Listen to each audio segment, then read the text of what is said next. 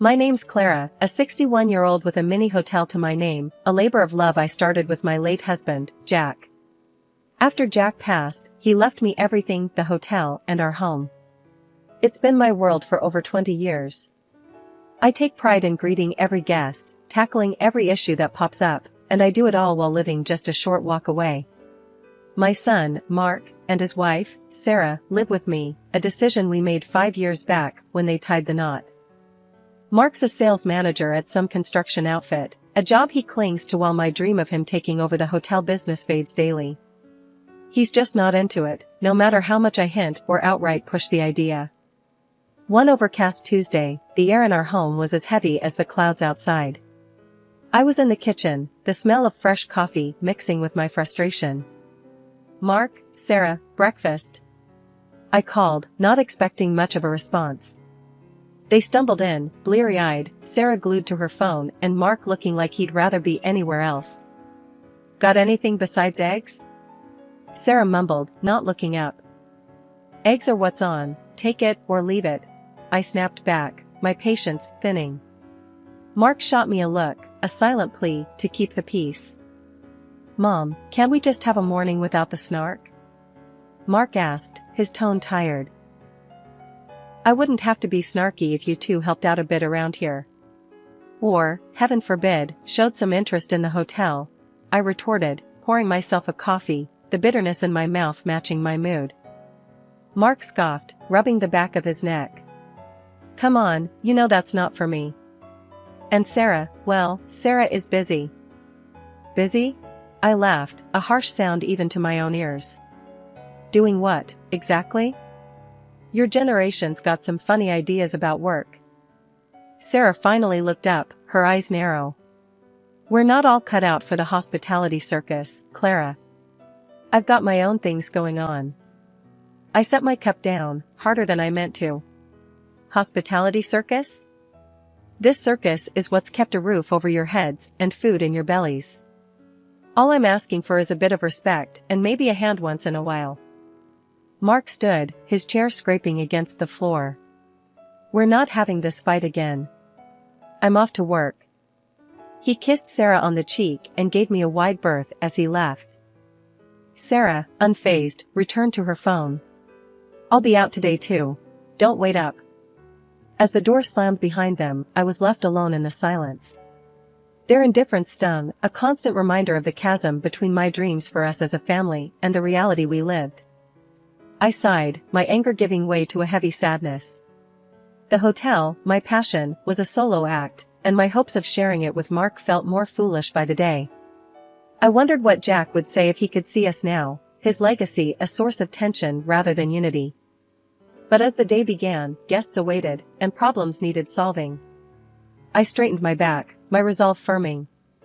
This hotel was my life's work, and I'd carry on, with or without their help.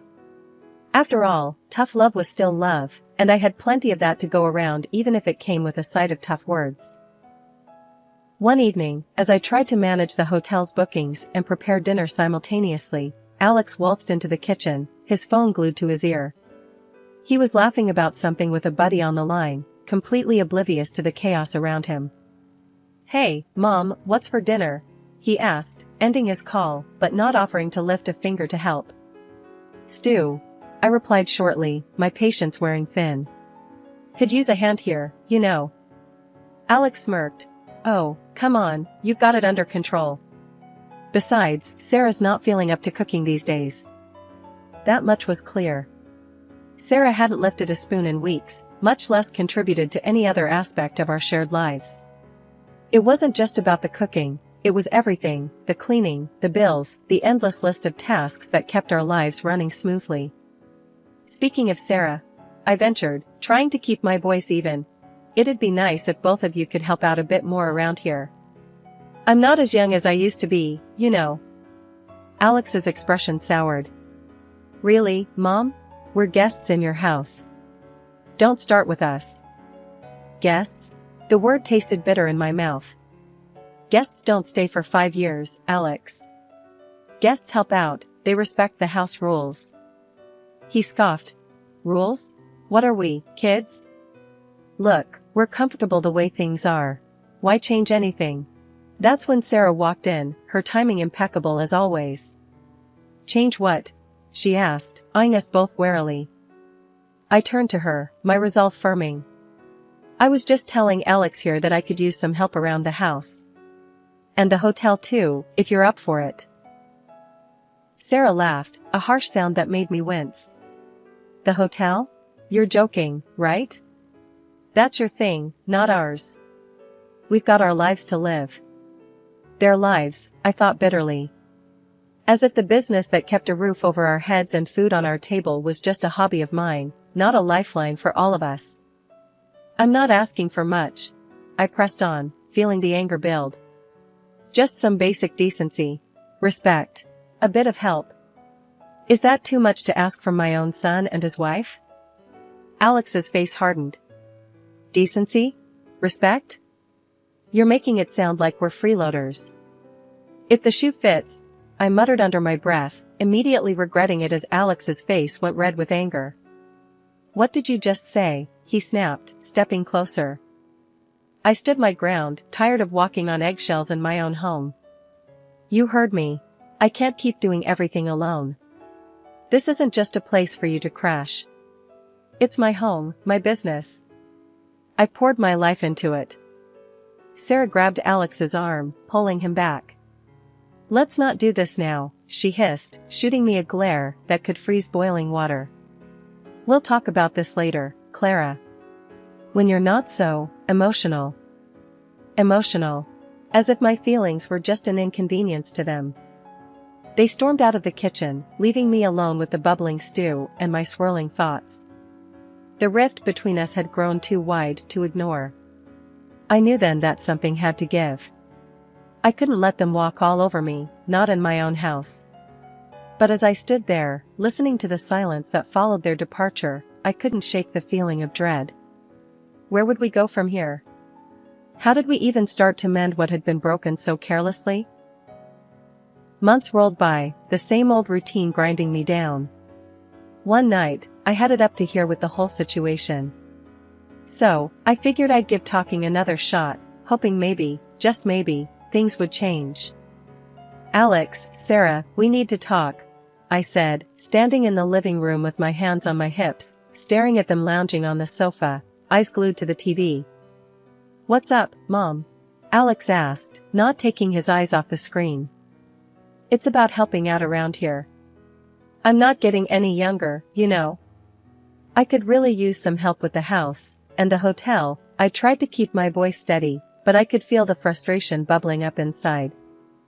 Sarah rolled her eyes, a smirk playing on her lips. Oh, come on, Clara. You've got everything under control. Why change anything now? Yeah, Mom, you're like Superwoman or something. Besides, we're kinda busy. Alex chimed in, laughing as if the matter was just a big joke. That laugh of his, it was like a punch to the gut. Busy? Doing what? Watching TV? Because from where I'm standing, it looks like I'm the only one doing any actual work around here. Alex's laughter died down, and he shot me a look. Hey, when you're gone, all this will be mine anyway. Then I'll clean up, he said, echoing Sarah's cruel humor. Those words, they stung more than I expected. So, that's it, huh? You're just waiting for me to kick the bucket? Is that what she's telling you to think? I pointed at Sarah, my voice rising despite my attempts to keep calm. Sarah shrugged, unfazed. Clara, please. You're making a mountain out of a molehill. We're just being realistic here. Realistic. That word, coming from her, it was almost laughable. Not long after, Alex came home with a long face, announced he'd lost his job. Something about deals falling through. For a moment, I felt for him, I really did. So, I offered him a lifeline. Alex, why don't you come work at the hotel? There's plenty for you to do, and it'll keep you busy till you find something else. But no, he wouldn't have it. Work at the hotel? Mom, I'm looking for something a bit more prestigious. Thanks, but no thanks. Prestigious. As if the work I'd done all these years meant nothing. Months dragged on, and his job hunt turned up zilch. Not a surprise, really, given how he spent his days. It dawned on me then, they were never going to change. My home was just a waiting room to them, and my life's work was nothing but a future payday they hadn't earned. I was beat, running on fumes really, between the hotel and looking after Alex and Sarah. It got to the point where I even started seeing a psychologist, just to keep my head straight. She suggested I take a break, said I needed to get away for a bit to recharge. Made sense, I hadn't had a real vacation in years. So, at dinner one night, I brought it up, expecting them to brush off the idea. But Sarah, of all people, jumped on it. "Why don't we book you a nice getaway? Hawaii sounds perfect for you. Just leave it to me, I'll sort everything out." She told me how much it would cost, and I, thinking this was some sort of turning point, transferred her the money without a second thought. The excitement bubbled inside me. Hawaii. It's been ages since I'd been anywhere. I got everything arranged at the hotel, made sure the staff knew what to do while I was gone, even got a couple extra hands to help out. But then, the night before I was supposed to leave, something felt off. I asked Sarah to send me the ticket and booking info. Her response froze me in my tracks. "Oh, there's no need for that. We used the money for ourselves. Figured it's a better use. You just stay here and look after things, like always," she said, so nonchalantly, as if she was talking about what to have for dinner. I couldn't believe my ears. "What did you just say?" My voice was a mix of disbelief and rising anger. Alex laughed, a sound that echoed like mockery in my own home. "Yeah, Mom, we needed the break more than you did. You know how it is." I stared at them, feeling a chill run down my spine. These weren't the people I knew. My own son, laughing at my expense. My heart sank. "You stole from me, for a vacation?" Stole is such a harsh word. "We're family, right? What's yours is ours," Sarah quipped, smirking like she'd pulled off some clever trick. I felt sick. My own family, turning on me like this. "I trusted you," I managed to say, my voice barely above a whisper. Alex shrugged, still with that grin that I now found grotesque. "Come on, Mom. It's not a big deal. You can go some other time." I looked at them, really looked at them, and saw strangers where my family should have been. My heart was heavy, a mix of betrayal and clarity settling in. They didn't care about me, not really. All this time, I was just a means to an end for them. That night, I lay awake, the pain of betrayal gnawing at me. But as dawn crept in, so did a resolve. If they could be cold, so could I. It was time to make some changes, time to show that I wasn't just going to roll over and take it. They wanted to play games? Fine. But they wouldn't like the new rules I was about to set. Waking up the morning after Alex and Sarah's departure felt different.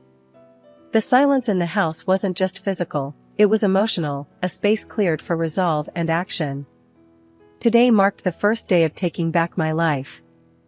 I remembered a call from a few weeks back, a buyer interested in the house. I had pushed the thought away then, not ready to let go of what the house represented. But now, it symbolized chains that bound me to betrayal and ingratitude. It was time to cut those chains. Picking up the phone, I dialed the buyer's number, my heart pounding with a mix of nerves and determination. "Hello, this is Clara. I'm reconsidering your offer for the house. Are you still interested?" I asked, trying to keep my voice steady. The buyer was more than interested, the eagerness in their voice was palpable. "Absolutely, Mrs. Clara. We're still very interested. Given your change of heart, may I offer $500,000? The buyer proposed, a figure that exceeded my expectations. The next few days were a blur of activity. I arranged for movers, directing them as they packed up decades of my life into boxes. Watching my belongings being carted away was surreal, but the vision of Alex and Sarah's shock upon their return kept me going. Their belongings, those they accumulated without a thought to cost or contribution, were boxed up and relegated to the hotel's storage. I briefed my staff with explicit instructions. These boxes are not to be touched or moved without my direct say-so. Understood? Their nods and murmurs of agreement bolstered my resolve. Turning my now empty home over for sale required one last push. I enlisted the help of the maids from the hotel, guiding their efforts to polish and preen each room until it sparkled. The house, devoid of my presence, was ready to find a new owner. The sale concluded swiftly, the house no longer mine within 3 days. But I wasn't done yet. With the weight of my old life lifting, I decided it was time for the vacation I was denied. Miami beckoned with promises of sunshine and solace.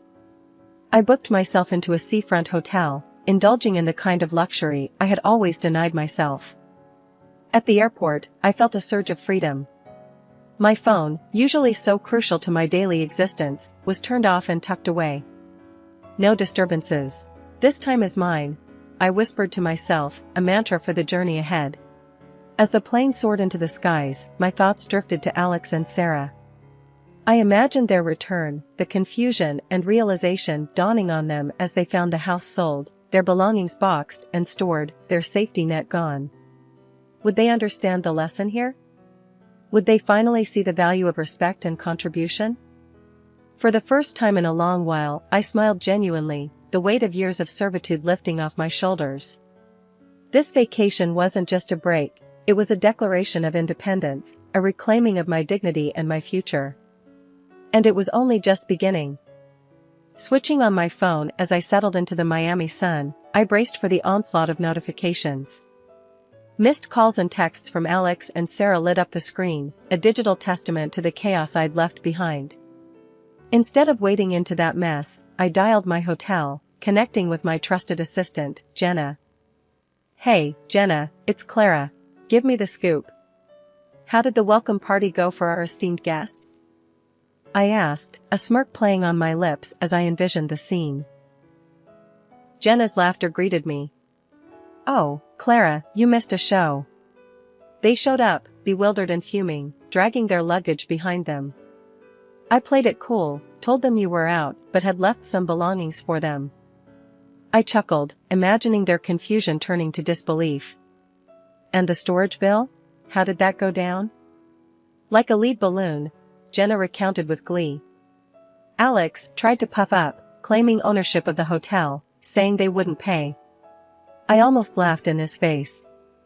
I told him, "Sir, without payment, I'm obliged to call law enforcement for attempted theft."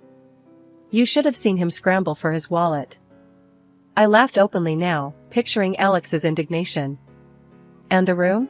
Did they actually think they'd just waltz in and get a room? Oh, they did. Alex, with all his bravado gone, sheepishly asked for a room. I quoted them the special family rate of $10,000 per night. The look on their faces, "Clara, I wish I had taken a picture." Alex turned red, and Sarah's mouth snapped shut so fast I heard it. Satisfaction coursed through me. Brilliant, Jenna. And when they left, what then? Did they say where they were going? Jenna hesitated, her amusement fading a tad. No clue. They just stormed out, cursing under their breath. Sarah was ranting about getting lawyers, but Alex, he looked defeated, Clara. Like a little boy lost. A pang of something, regret, maybe, fluttered in my chest, but I quickly quashed it. They made their bed, Jenna. And I'm out here, finally taking a break from all that madness. Keep things running smoothly for me, will you? Of course, Clara. Enjoy Miami. You've more than earned it, Jenna reassured me, her voice warm. We said our goodbyes, and I turned my phone off again, not ready to let the world back in just yet. Lying back, I let the sounds of the waves and the warmth of the sun envelop me. For the first time in too long, I felt at peace, free from guilt, free from obligation. Alex and Sarah had chosen their path, and I, mine. Settling into a routine back at the hotel, I took up one of the rooms temporarily. It was an odd feeling, being both at home and not, but it gave me a chance to think about what I really wanted next. The early mornings were peaceful, a time for planning and reflection before the day kicked off. One morning, not long after I'd returned, my phone rang with a ferocity that only Alex could muster. "Mom, you owe me half of what you got for the house." And I'm not stopping there, I want half of the hotel too. It's only fair, he blurted out, barely taking a breath. I couldn't help but laugh, not out of amusement, but disbelief. Alex, everything I own, I worked for. Your father made sure everything was legally mine before he passed. You're not entitled to any of it just because you're my son. There was a pause, then stuttering. The bravado seemed to drain out of him. Mom, I'm sorry, okay? Look, I was out of line. Maybe we can start over? I could move back in, help out around the hotel? His words, dripping with sudden affection, didn't reach me. No, Alex, it's too late for that. You've made your choices, and I've made mine. We're better off going our separate ways. The line went dead. I knew then I'd turned a corner. There was no going back, only forward. 3 months of peace and hard work later, I found myself signing the papers for a new house in the same area. It was a fresh start, a place I could truly call my own without the shadows of past resentments. The house was perfect, nestled in a quiet neighborhood, with just the right amount of space for me, and none for unwelcome guests. After buying a house, I decided to change something in my business. The first order of business was a staff meeting. Gathering everyone in the cozy lounge of the hotel, I could see the curiosity in their eyes. They'd been with me through thick and thin, and I owed them my new vision. Morning, everyone. I want to talk about some changes. I started, my voice steady. First, thank you. Without your support, I couldn't have taken the time I needed. Now, I'm back, and it's time we take this place to the next level. Murmurs of agreement and nods filled the room. Encouraged, I continued. We're going to renovate. Update the rooms, the lobby, even the exterior. But it's not just about the physical changes. I want us to be the best small hotel in town, known for our service and warmth. Jenna, always my right-hand woman, smiled. Sounds fantastic, Clara. We're all in. What do you need from us? Enthusiasm, ideas, and hard work. We're going to brainstorm ways to improve guest experiences, streamline our operations, and maybe even expand our services. Think outside the box. I encouraged them, feeling a buzz of excitement in the room. As the meeting wrapped up, I felt lighter than I had in years. The team was invigorated, full of suggestions ranging from eco-friendly initiatives to community events. It was exactly the kind of energy I'd hoped to inspire. After the whole ordeal, I made a big decision, to change my will. Everything I worked for, every brick laid in that hotel, and every penny saved for the house, wasn't going to be wasted. I decided it would all go to a charitable foundation, something that would make a real difference. I had my lawyer break the news to Alex, figuring it was better coming from him than me. The reaction was immediate. Alex showed up at the hotel, his face a mix of anger and desperation. Mom, this can't be right. The lawyer said you're cutting me out completely? That can't be what you want. I looked at him, really looked at him. Alex, it's exactly what I want. I've given you every opportunity to be a part of this, to be part of something bigger. You chose a different path. He was pacing now, running his hands through his hair. But we're family. You can't just leave me with nothing. Sarah and we're struggling here. That was your choice, Alex. I'm offering you a way to work for what you need. A job at the hotel, for $1,000 a month, and a room if you need it for $75 a night. It's more than fair. His face twisted in indignation. Work? Like some entry-level grunt? No way. I deserve more than that. I sighed, a deep, weary breath. Then you're on your own, Alex. I can't help someone who won't help themselves. He stormed out, and that was that. Later, through the grapevine, I heard Sarah left him after finding out the inheritance was a no-go. I felt a pang for him, I won't lie, but he needed to face his own music. Now, it's just me, my hotel, and my peace. I've found joy in the little things, in the quiet mornings, and the bustling days at the hotel. I've got my health, my friends, and a community that respects me. Alex, well, I hope one day he finds his way, learns the value of hard work and maybe, just maybe, understands why I did what I had to do.